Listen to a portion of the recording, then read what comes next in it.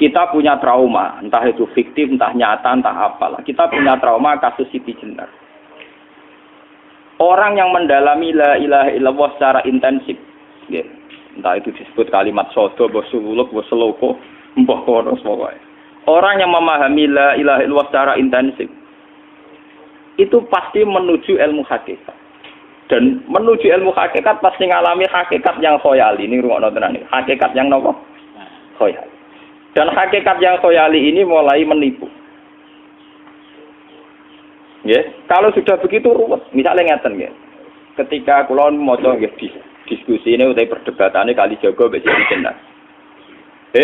Saat itu ada Sunan Bonang juga. Kamu sujud pakai apa Kalijaga? Ya pakai jasad. Dari Siti Jenar. Daging kamu itu hanya onggokan daging. Nanti itu jadi bangkai. Dan setelah jadi bangkai itu habis. Kamu nanti ditulis Tuhan tidak termasuk yang sujud. Kebuat yang mbok sujud itu bentek.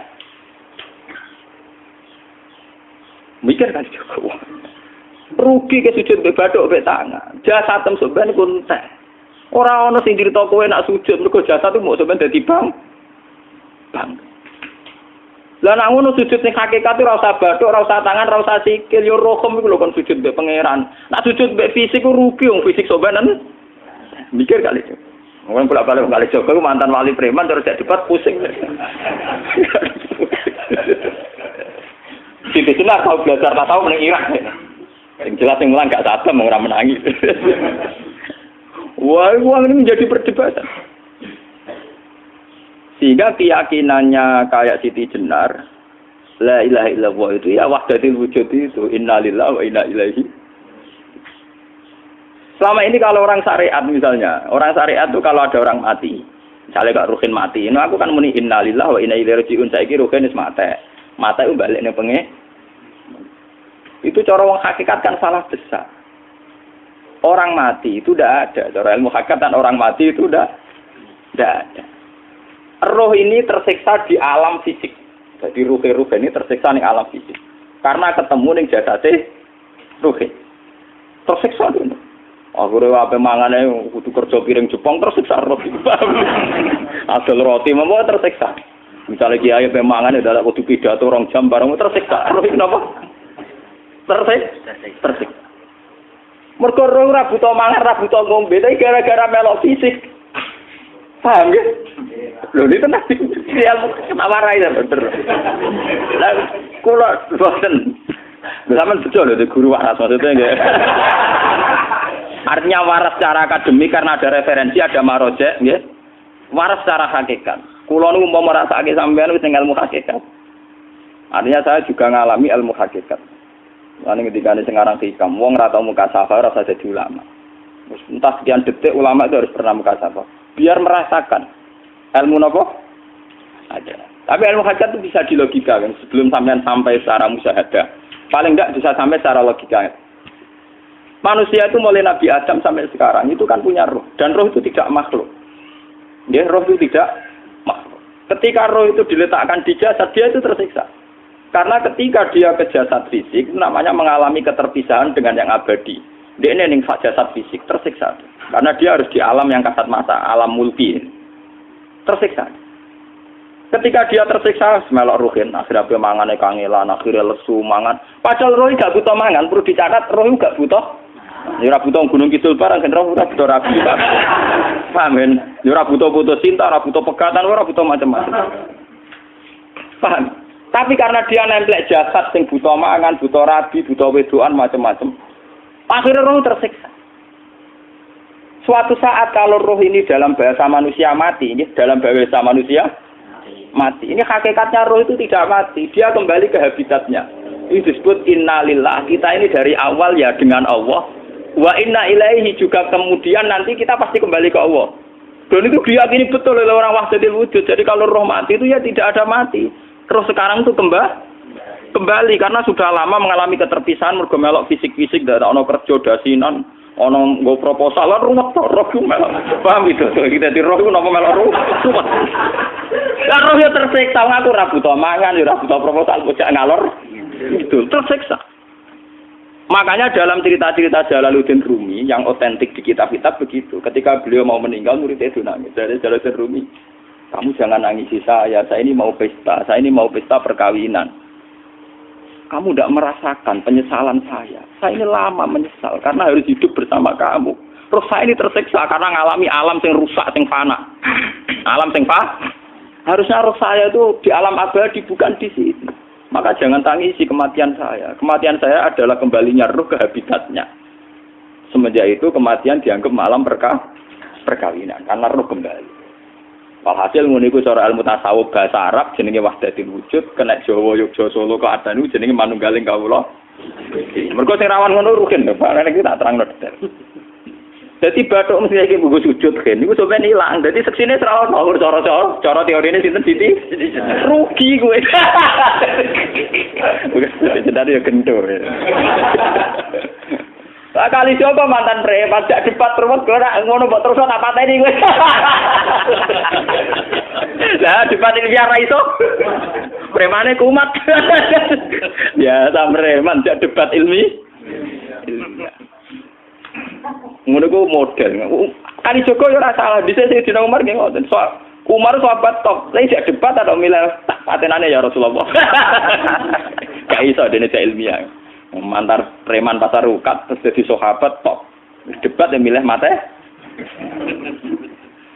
Ada wonten cerita wong Yahudi njaluk keputusan Nabi. Bareng wis diputusno Nabi cek mamang. Ndak tenang keputusane ngono dalam sengketa duniawi. Bariku takok ya Ali. Ya Ali, aku mau sowan ning Nabi Muhammad. Dikai keputusan tapi mamang cara kowe pilih.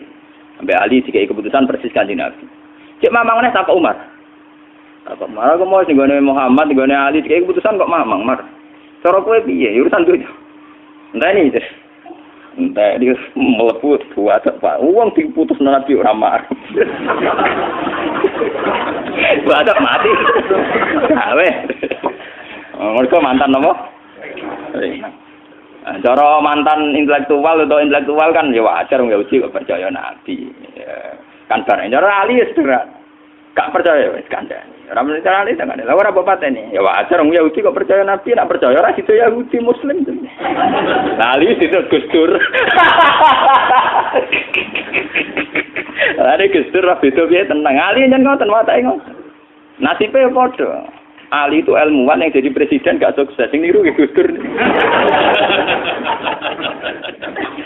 Mergo ning dinggo nek wong pinter mimpin ra sukses. Wong pinter gampang maklumi. Lah misalnya kita jadi kiai wong pinter. Pak Yai santri ini pacaran. Maksud itu jangan anak cerita besok.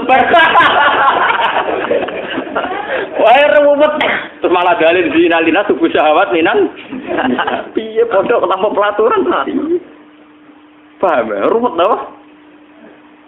Mulane aja geman, iki kiai pinter teman-teman aja geman. Sing biasa wae ana syariate sithik-sithik. Sing kamane ana santri pacaran tersinggung, ana santri nakal tersinggung, sing ana rasane lha donya ana napa? Jadi nak guru kula nu urusan ilmu semi hakikat. Mun gitu. Sehingga kayak Siti Jenar, cara pandang Siti Jenar itu masuk betul ning gone pemikiran para santrinya. Kados Ki Ageng Pengging siapa masuk betul karena masuk akal. Cara mereka napa? Betapa tidak ada artinya fisik ini. Nah, kalau semua fisik ini tidak ada artinya, kemudian yang ada artinya itu roh, perjalanan apa? Perjalanan roh, sehingga diartikan inna lillah wa inna ilaihi raji'un. Inna sholati wa nusuki wa mahyaya wa mamati ku lillah. Lah kemudian sekarang sampean tak tanya misalnya ini latihan ilmu hakikat. Wa mahyaya lan penguripan ingsun. Kalau ingsun artinya fisik atau jasad, itu keliru besar karena jasad tidak pernah hidup. Yang hidup itu roh. Paham ya? Sekarang artinya wama mati itu apa? Kematian ingsun. Kalau roh itu tidak pernah mati, berarti kematian roh adalah keterpisahan dengan yang agung atau yang abadi. Dan semuanya itu lillahi rabbil alamin. Sehingga mereka mengatakan kematian itu satu pesta. Mulane kados Bilal ditakoki, ya Bilal, ketika murid-muridnya nangis bergape mati, Bilal ge seneng ae. Godan nalqal akhibah Muhammad dan wa khisbah. Ya anak mati malah seneng loh ketemu kekasihku. Sebab itu kematian tidak pernah jadi problem bagi mereka sing soleh, sing menembus ilmu hakikat. Paham? Tapi ilmu hakikat kayak ini itu yang diyakini Siti Jenar, diyakini Jalaluddin Rumi, diyakini para wali-wali wahdatul wujud. Dulu Syekh Husain Sinten Al-Halal. Itu kemudian melahirkan prahara syariat. Prahara apa? Syariat. Sebab itu Wali Songo, oke Siti Jenar benar dalam filosofinya, tapi harus dibunuh. Karena menjadi prahara syariat. Sama dengan yang dikatakan Nabi itu benar, tapi menjadi prahara syariat. Akhirnya disomasi oleh Umar radhiyallahu anhu. Jadi sebetulnya sama, pola-pola ceritanya sama. Intinya sebuah ilmu hakikat harus dikawal napa? Syariat. Nggih kula bolak-balik, contoh paling gampang wit pisang. Wong nak mangan gedang kulitnya tetap dibuang. Tapi umpama gedang dari awal ora usah kulit, ra sido dadi gedang. Paham nggih? Meskipun kon ape dipangan ya dibuang. Tapi kita tidak bisa membayangkan pisang dari awal tanpa napa? Mbah kekeringan, mbah bosok, mbah ora sido dadi napa? Pisang. Terus pentingnya syariat lagi begini, malah penting ngaji wali-wali syariat yang pinter kados Sunan Kudus, kados Sunan Bonang. Andai kan tidak ada syariat itu dunia pun mesti rusak. Contoh paling gampang masalah pornografi, porno aksi. Jadi jenengan aja omongi ngono ibu ngakak-ngakak deh. Dari pangeran wis pirsa, kowe nek klambi pangeran ora tentara ya ora usah klambenan. Wong ora ana gunane. Kalau yang paling penting itu nazarullah, kenapa kowe klambenan barang, wong kowe klambenan ora pangeran tetep pirsa. Nyatane si Jenar nak mulang nggih coba klambenan lah intine napa? Dinya ada nabi Sunan pun. Nah kowe percaya kabeh nazarullah ora usah napa? Klambenan. Tetapi teori rasa kelambenan itu dinggo tenan. Mulane nek pas wiridan aliran sesat ciri utama. Kira kelambenan tenan. Lah ruwet to. Lho iki tenan iki cerita. Iki pentingnya ngaji nggih. Ben sampean ngerti variasi riwayat, kemudian kita orang syariat harus kayak apa, kemudian kenapa menjadi aliran wahdatil wujud. Lah terus kita ini ya, kita ini kan orang syariat. Memang kalau manung syariat itu akeh kok sampean-sampean siji mesti ra kramat. Modele ora di dhuwit bingung, ruwet. Urip wong syariat lho apa? Dineng bojo wedi, dineng tangga wedi, pengaruhe menurun. Pancen orang syariat itu banyak kriminal tauhidnya itu memang jelas. Melane kiai-kiai peken nak ketemu kiai-kiai sing setengah jadah wedi mergo iso nebak atine. Ndekne meriang nang ngono. Sing kiai ra tau salat keramat padahal ngambungan wong. Sumudina salat 4 waktu kok ora tau keramat. Wong ape buah utang tanggane iku keramat apane? Sing kono ngawar ngawur sowan pirang. Meriang oleh syariat ngadepi wong hakikat napa? Mulane jogeman ge dadi wong syariat sing ngene iku bahaya. Nah kula mboten ngarah. Sampai dadi wong syariat sing ra keramat. Bahaya sekali itu bagi perjalanan agama. Kula sering ketemu kiai-kiai sing terkenal keramat, terkenal keramat di juwaduk tiang-tiang hakikat. Ditantang kanca-kanca kula wani, nak tantang aku tetep rawani kok. Mikir deh. Karena orang yang sama-sama ke jalur hakikat tetap punya alamat, tetap wonten simahum fi wujuhi min asaris sujud. Cara pandangnya mesti sama. Kalau nanti ketemu murid, ya artinya yang ikut aliran Siti Jenar, dia ada sholat, ada apa, hidup di satu tempat gitu. Padahal dia bisa baca ihya. Dulu pernah mondok di Mekah, pernah di Irak. Niku ya meresahkan para kiai. Kemudian sebagian mereka minta saya suruh ketemu. Ya walhasil kalau ketemu pertama ya. Jenengan Gus Ba, tapi zaman roh jenengku teu pernah tak arani muka sapa. Nggih biasa mawon. Kula ora usah kenal jenengan nggih kenal. Dadi kula nggih biasa mawon. Lah niku pernah ngajari ajaran. Lah Gus ning donya tak enteni mau turu ngenteni mati ngono lho Gus kok repot. Ijaban kula terus enak. Sampai ada wong hakikat wong ngenteni mati barang. Ya mati wis saiki iku. Ora usah ngenteni saiki padha-padha wis napa? Wis mati. Ya saiki wis padha-padha wis urip. Wis padha kabeh. Nah cara ilmu hakikat kan terus sama semua. Napa? Sama semua. Tadi makanya itu tadi. Kalau baleni malih logika hakikat itu begitu ya. Roh itu ditiupkan oleh Tuhan ke kita. Kemudian roh karena ikut alam fisik, alam jasad, roh ngalami yang kita alami. Nggih. Ketika roh ngalami yang kita alami, dia tersiksa. Nah, ketika roh sudah terpisah dari jasad yang mengekang, yang memenjara ini, dia senang terus kembali ke Tuhan. Ini disebut inna lillahi wa inna ilaihi. Nah, jasad ini kemudian menurut ilmu hakikat nggak ada gunanya sama sekali total. Hilang di telan tanah. Lah kalau begitu jasad iki nak mbok agul-agulan. Gusti bathuk kula tak nggo sujud tangan kula ndi buktine tangan wis ra ono. Bathuk wis ora. Mulane dari Siti Jenar, hanya wali bodoh kayak kalian yang punya ajaran bodoh begitu. Malah rasupan terus. Mulane Sunan Kalijaga semangat kon mateni mergo tambah omongane glodro ndi. Tapi yang enggak disadari Siti Jenar yaitu tadi. Inti dari ilmu hakikat itu kan tunduk sama kersane Tuhan. Kalau sudah tunduk pada kersane Tuhan, kalau kersane Tuhan roh kita harus di jasad.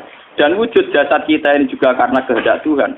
Kenapa yang wujudnya jasad yang karena kehendak Tuhan engkau ingkari? Sementara wujudnya roh tidak kamu ingkari. Toh wujudnya jasad ya bi iradatillah wa bi masyiatillah. Wujudnya roh ya bi wujudit bi masyiatillah wa ira. Harusnya fungsi jasad juga harus kamu akui toh Siti Jenar. Wong sekarang kita punya jasad ya bukan karena kita, karena kehendak Allah. Kenapa kamu ingkari? Berarti kamu mengingkari kehendak meneng Siti Jenar.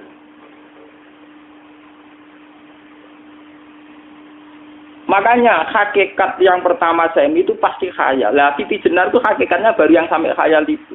Sehingga dia tersesat. Sebetulnya kalau sudah hakikat beneran itu tidak perlu khayal begitu. Artinya tidak perlu khayal jasad kita sing senajan ora ana gunane ini. Tetap piye wae wujudnya karena kehendak Allah. Juga kita harus terima. Apapun kekurangannya, apapun kenaifannya, ironisnya harus kita terima. Ini sebagai bentuk penerimaan kita pada masyiatil. Begitu juga keadaan roh kita sebagai penerimaan atas masyiatil. Meskipun ada teori-teori roh yang lebih valid. Lebih valid misalnya begini. Kanjeng Nabi itu suatu saat ininya terputus karena perang Uhud.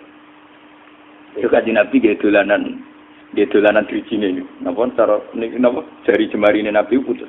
Iki dolanan. Jadi Nabi sendiri kadang sering ngajarkan ilmu hakikat. Hal lagi illa usbun udmiyat wa fi sabilillahi ma lafitu. Kowe ora trimo fisik, bentuk fisik jari jemari sing ditebir berdarah. Tapi nak kowe wis fi sabilillah ayo wis balik ning habitatem. Sehingga kenapa para sahabat itu ketika dicincang, ketika putus tangannya, putus kakinya. Sahabat yang usul ke ilmu hakikat itu malah senang. Karena jasad kita ini kan ila sabilillah menuju jalan Tuhan. Sekali dia sudah terluka fisabilillah itu sudah menemukan formatnya. Cara teori Cina bisa menemukan formasinya. Paham gitu? Orang kok malah ngeluh itu berarti goblok kena ngeluh. Paham tak? Paham ini apa? Jadi, makanya Nabi ngertikan ya itu sudah ketemu formatnya. Ketika rohnya para syuhada nanti kembali ke Tuhan, ya ketemu formatnya lagi.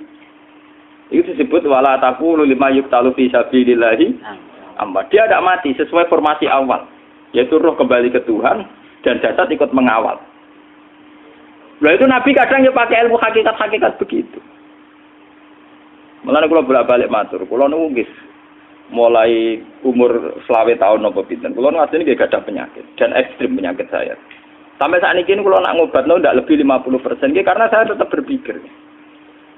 Misalnya cara syariat kan berobat, tapi cara hakikat, apa betul keberadaan saya di alam ini penting? Sehingga aku kepengen urip tak bela-belani ngantek anda atusan juta. Jangan-jangan penting mati ikuti bang uripku. Lah nak ngono lha apa tak bela-belani? Entek atusan juta. Jadi misalnya kita berobat ya mau, ya dari Nabi kan berobat ya berobat. Pokoknya kita Islam masih mau geruda-gerudu kadang orang paham. Sekali kamu mengamati dengan sisi hakikat, coba sekarang sampean pikir, coba sekarang nggak pakai logika hakikat, pakai logika syariat saja. Saya ini misalnya asetnya 10 juta, misalnya, saya punya aset 10 juta. Tapi misalnya aku rugi nawan atau dipengaruhi di masa depan soalnya, kalau kulo kan soalnya cara teori di masa misalnya kulo rugen, artinya kere di duit 10 juta aset. Tujuan saya sembuh kan supaya aku iso sembuh sehat, engkau iso kerja untuk anak. Tapi karena saya sakit nanti operasi tidak 10 juta. Operasi tidak 10 juta. Wong aku repair mesti iso marisi anak. Apa meneh nak duit 10 juta tak ada gue berobat malah jelas ra iso marisi. Lah nak ngono penting matiku ya dibagi 10 juta. Karwan iso diwaris langsung. Sementara anak aku mari dibiayai 10 juta, orang mesti mari 10 juta mesti entek. Artinya tidak ada jaminan kalau berobat itu secara visi ke depan lebih baik. Soalnya malah ngentekno donya nggak jelas akibat positifnya. Misalnya tetap lumpuh teori loh. Bapak artinya apa? Teori hakikat tetap lebih benar bahwa hidup itu tidak ada artinya. Semua itu tidak ada artinya. Berobat apa enggak berobat semuanya tidak ada arti. Teori loh gini. Sehingga kalau kita tengah-tengah aja tengah-tengah. Kasus kula misalnya loro nggih berobat. Gusti separuh kula nglakoni syariat, tapi sebagai kula ulama fikih iki separuh kula lakoni napa? Jadi kula tetep mboten ngarah obat 100%. Tapi orang ngarah berobat wong kula tiyang napa? Syariat. Tapi memang faktanya itu begitu. Cara Kanjeng Nabi kadang Kanjeng Nabi berobat. Kadang Kanjeng Nabi wis nikine tercincang dige guyonan. Wa laki illa usbuun utwiyat. Ora mbok driji sing gak melok-melok.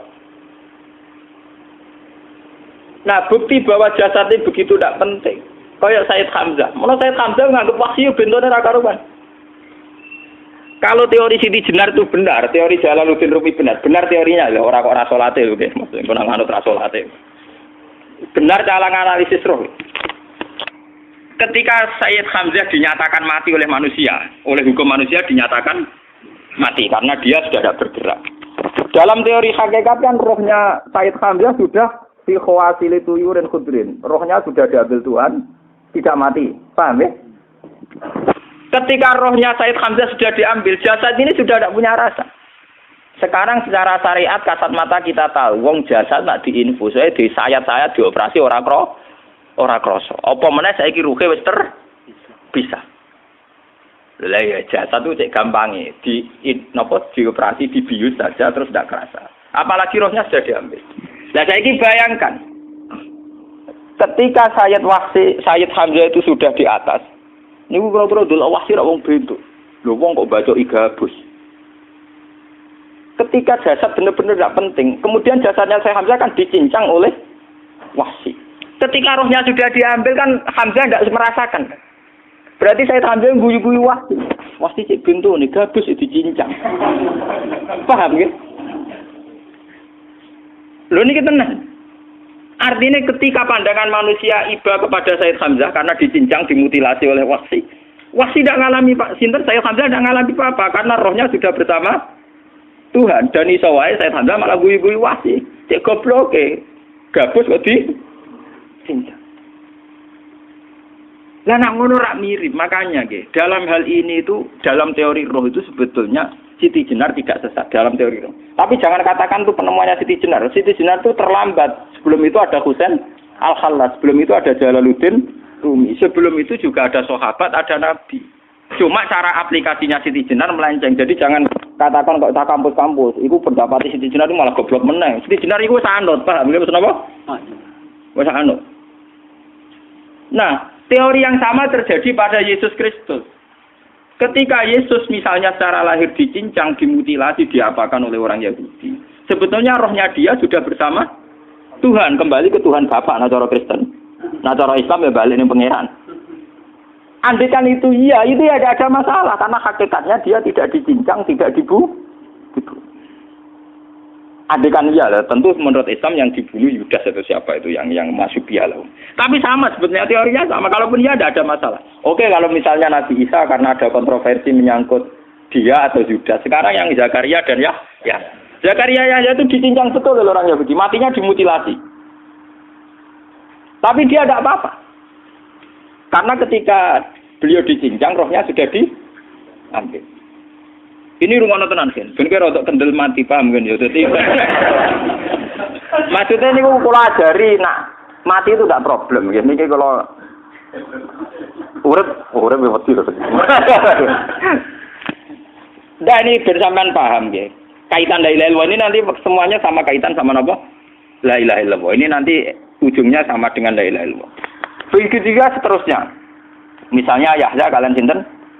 Zakaria. Ketika Tuhan ditanya, jadi tenggene alam malakut pangeran ditakok, ya Allah, Yahya dan Zakaria itu kan hamba pilihan engkau. Ketika dicincang kok jenengan biarkan. Endi Yahya Zakaria dicincang? Aku iku ora goblok dari pangeran. Sedurunge dekne dicincang jasate ruhe tak jupuk. Dadi dekne ora krasa blas. Begitu juga ning tafsir-tafsir sampean lihat wa Maryama.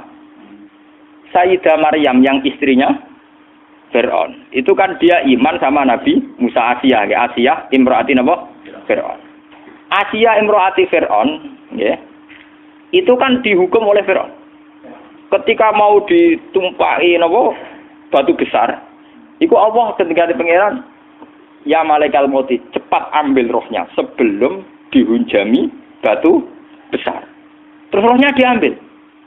Sebab itu dalam hukum Tuhan, Tuhan itu tidak merasa bahwa Tuhan membiarkan Asiyah, membiarkan Hamzah, membiarkan Yahya, membiarkan Zakaria. Dalam hukum Tuhan, semua orang ini roh-roh terhormat. Akhirnya nak anggo teori iki sing nyincang malah goblok, wong gabus goblok cincang ngono dadi. Nak anggo teori iki malah berbalik, sing goblok sing nyincang. Paham? Yo ora kok sesuai sampean kiaskan saja. Wong dibius wae disayat-sayat gak krasa. Kaya apa nak ruhe bener-bener wis tercabut terpisah. Rasane ning ndi? Iku sing disebut wala taqulu lima yuqtalu fi sabilillah napa? Lah kemudian roh ini kemana? Nah, roh itu sudah menyatu dengan kalimat tauhid. Mesti roh itu bersaksi la ilaha illallah. Itu sing disebut ning alam roh ketika Allah tanya alastu bi rabbikum mesti qalu bala. Mesti mereka jawabnya napa? Bala. Karena alam roh tentu lebih mudah bersaksi akan keberhadiran dan keeksistensi Tuhan Allah Subhanahu wa taala. Paham ya, ini sama penting. Nah, ketika kalimat tauhid sudah menyatu kayak begini, itu mesti kalimat tauhid sing mesti langsung untuk swarga. Itu dimaksud Nabi mustaiqinan biha qalbu mukhlishon biha qalbu. Ati itu qalbu kan nggak bisa kamu artikan jantung atau liver kayak teori modern sekarang. Misalnya qalbun itu apa? Jadi kiai qalbun itu jantung. Nah, ngono beda mek liver. Lah liver apa kabidun niku akal-akalan aja padha ora paham. Bahasa kolbun, fikrun, aklun itu sesuatu yang misteri. Roh ini kemudian dengan kalimat tauhid sudah menyatu disebut mukhlishon biha kolbu. Ada tingkat kemurnian hubungan roh dengan kalimat tauhid. Lah kalau begitu pasti dakhalal jannah. Karena tidak mungkin kalimat tauhid kok di neraka. Lah ini ngomong masalah-masalah hakikat. Wong sing gak tahu petualangan hakikat, momene sing sering bingung bakas duit, bayar kredit, utang jatuh tempo, ora usah melok mikir, utek wis entek go mikir duit.